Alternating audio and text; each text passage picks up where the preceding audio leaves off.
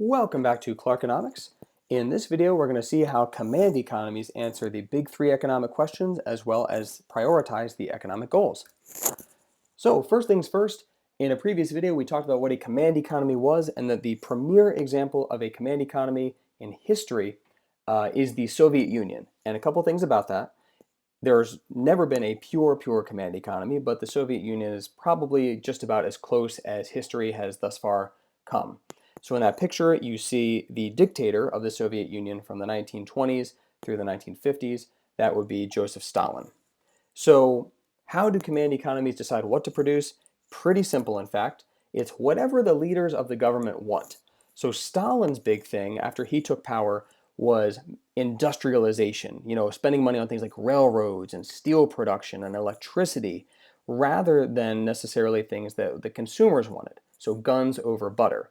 But in any command economy, it's not what the consumers want, right? Consumer demand is irrelevant. Doesn't matter. It's what people in charge of the government want. Because remember, command economies are like authoritarian countries. They have to be, because you can't have like a command democracy. That doesn't work. Second, how to produce stuff. Once again, it's the government calling the shots. They make all the production decisions. They can do that because everything is socialized. The government owns the land. Government owns everyone's labor. You don't work for you, you work for the government. And they own all the capital, whether it's physical capital, or I guess in a weird way, they also own the human capital. So since they own the land, the labor, the capital, government gets to combine those how it wants in place of entrepreneurs, which we would have in a market economy, and decide how things are going to get made. And that's exactly it. There's no entrepreneurs, there's no private resource owners. Everything is publicly owned by the government in a pure command economy. And then there's for whom? Who gets the stuff that gets produced by the government? You could probably see where we're going with this. It's the government that allocates all the products. So if the government wants you to have it, you're going to have it. If they don't want you to have it, you're not going to have it. Well, what if it's like a basic need like food and the government doesn't want you to have it? You're not going to get it. Unfortunately, in countries like Ukraine, which was incorporated into the Soviet Union, this was the case. Thousands of people died because the government actually routed food, even though they had produced the food in the Ukraine, routed the food away from them. So the government actually created a famine, which is mass starvation, because they didn't want those people to have food. So ability to pay doesn't matter. Willingness to pay doesn't matter. If the government wants you to have it, you have it. If they don't, you don't. So how do command economies prioritize the six economic goals? Let's talk about the ones they don't do very well first. First one being efficiency. Command economies are not efficient. Now you might think that they would be because you have a little team of central planners making these decisions, instead of in a market economy where it's literally millions of consumers and millions of firms, maybe not millions of firms, but a lot of firms making these decisions in markets.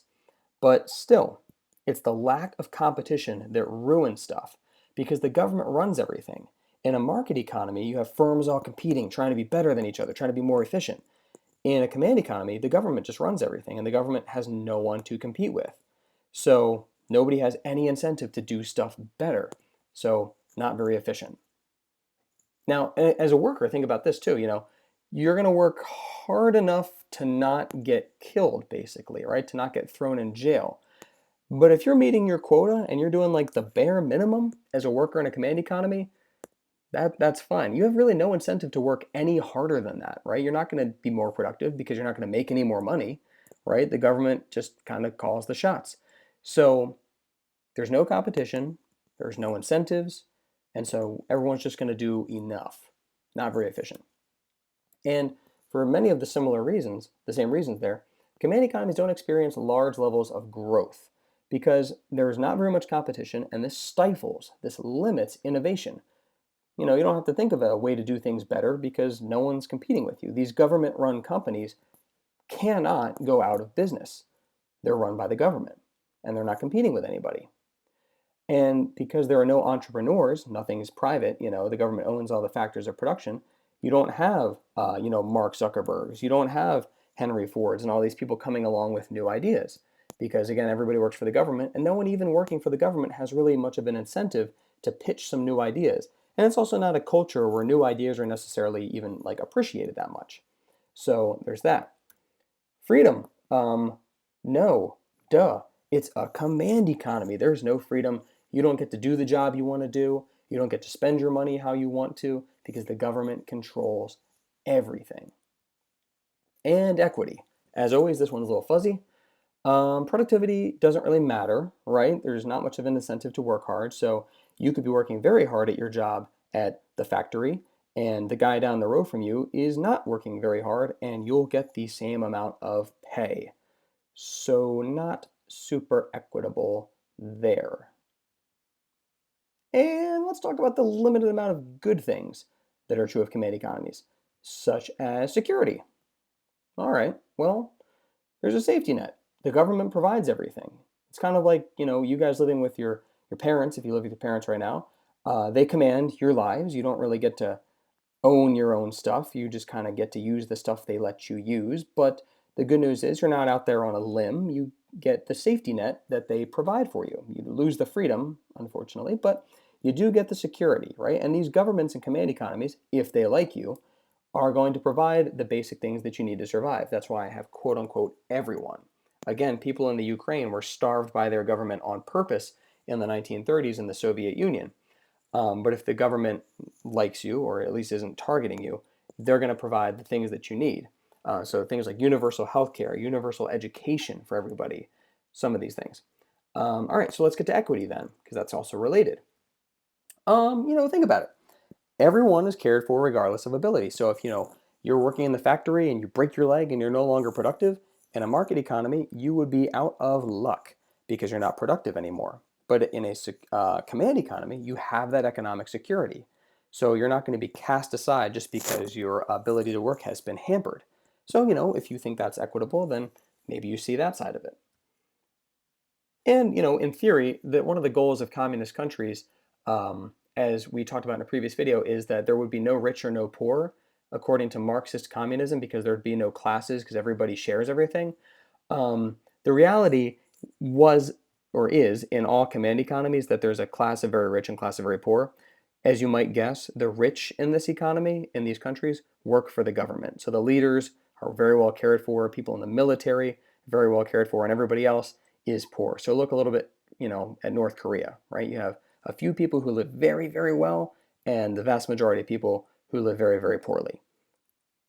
Even though it's supposed to be communist and everyone's supposed to share the same standard of living, that is not true. And then finally, we got stability. So here's the thing. Command economies can experience things like growth and stability, but only in the short term, like not forever. Because with growth, the government is literally, they're forcing workers to work harder, sometimes literally at gunpoint. So they're going to work harder, but you can't maintain that for, 20, 30, 40 years. You just can't. So because innovation causes growth, you might cause a short-term bump in growth, like the Soviet Union was super quickly able to industrialize over the 1920s and the 1930s, but the consequences of that push, really came to light in the 50s and the 60s and beyond. And by the end of the 1980s, the country had the union had completely collapsed. But stability, government manages the economy. They make these plans for the future. They say, okay, 5 years from now, we're going to meet these goals.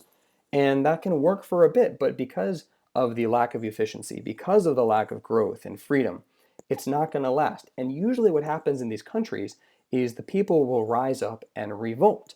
So it's not necessarily an economic revolution, but it's caused by economic stuff. If people have a really crummy quality of life, eventually they're going to try to overthrow the government that created the policies that led to that.